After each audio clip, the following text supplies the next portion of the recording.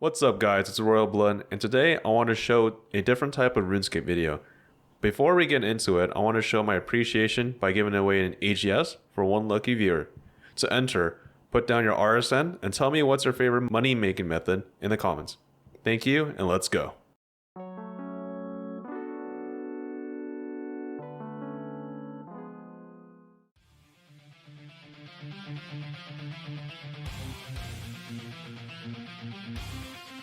How to get a scythe, how to get an Elysian, how to get a twisted bow are the questions that every player has thought of. There are an infinite amount of ways to get rich, but some take longer than others. In this video, I will be debunking some mistakes that people do when they try to make money.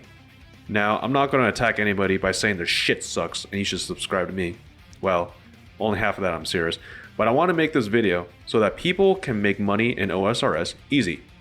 Everybody has their methods, their skills to make money, but some don't realize that this game sucks up a lot of your time. If I didn't play RuneScape, I probably could have been a tennis star, or a chess master, or simply not just fat because my hands would be on the ground doing push-ups. If you do love what you're doing to make money, that's great, and I think you should continue it. My video may give some good points that might change or completely change your mind about what you are doing. And now, let's get into it.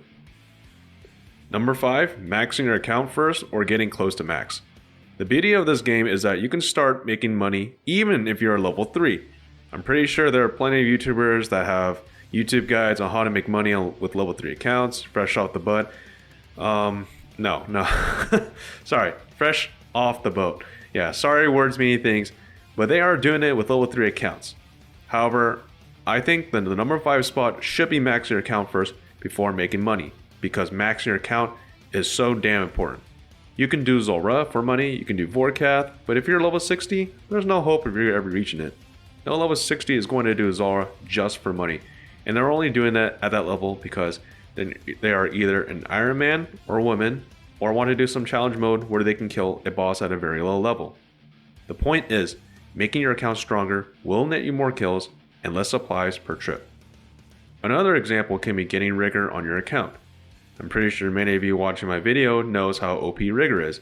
And now imagine if you didn't use rigor for raids, PvP, or any other PvM stuff. It would be pretty bad. Things like rigor won't be unlocked for the noobs, so it's time for you fucking scrubs to farm some Nightmare Zone to get high stats. Number 4, minimum gear requirements.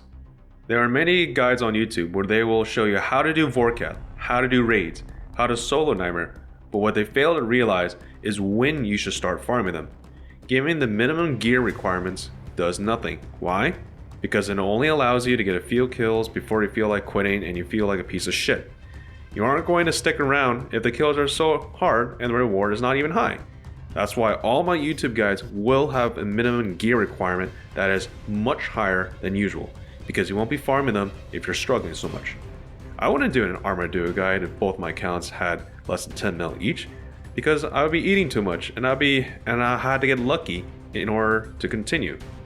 It would fucking suck. Ever wonder why these Twitch streamers are doing content with almost max gear or even max gear?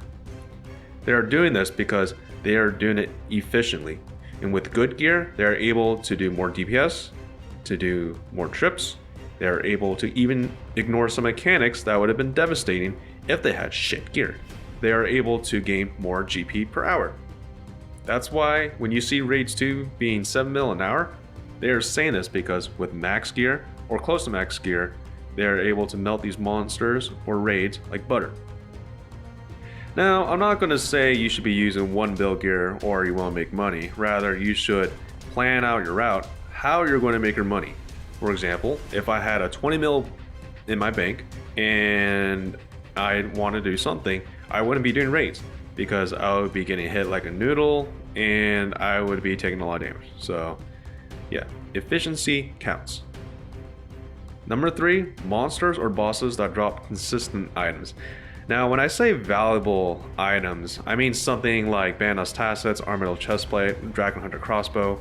Doing these bosses or monsters that drop these items are going to be very good for your GP per hour.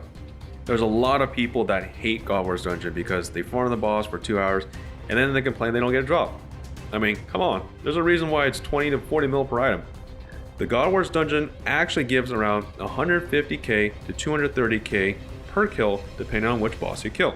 So in the long run, you can think that you gain 150k per kill.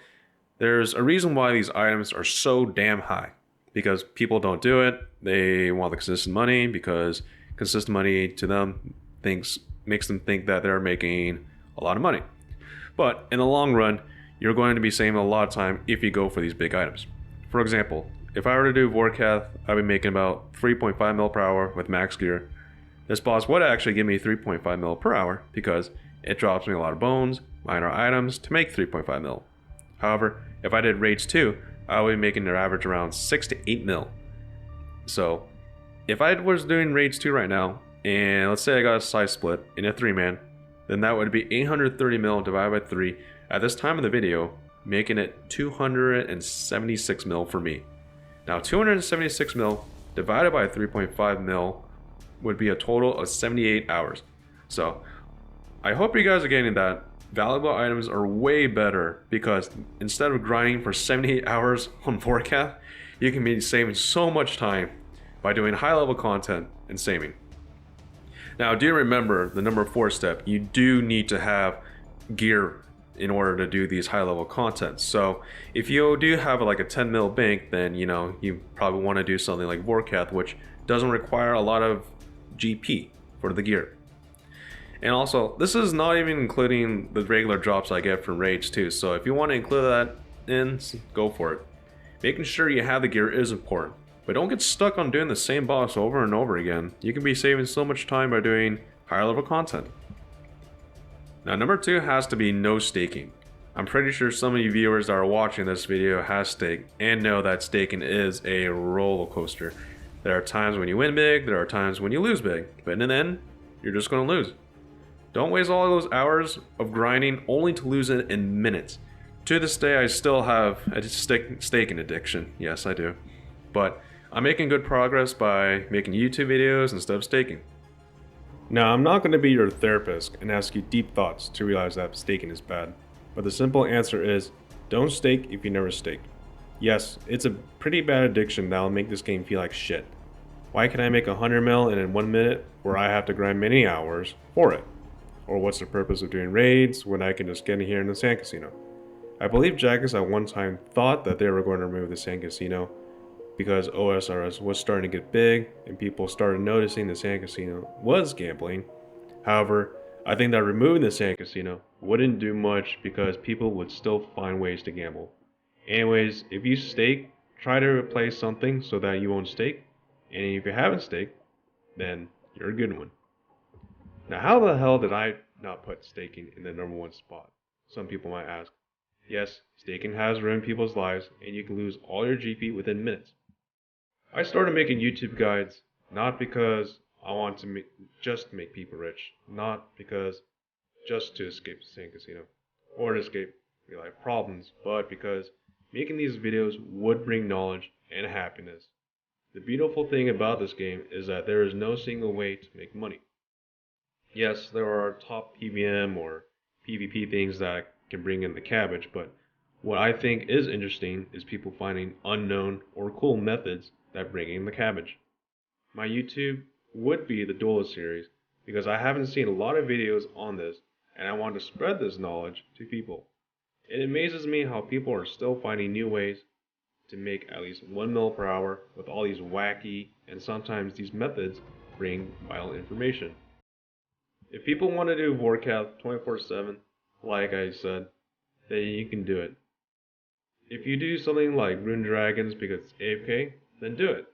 Even though your money making method wouldn't rake in a lot of money, it probably wouldn't rake in more money in the long run because you like doing what you're doing.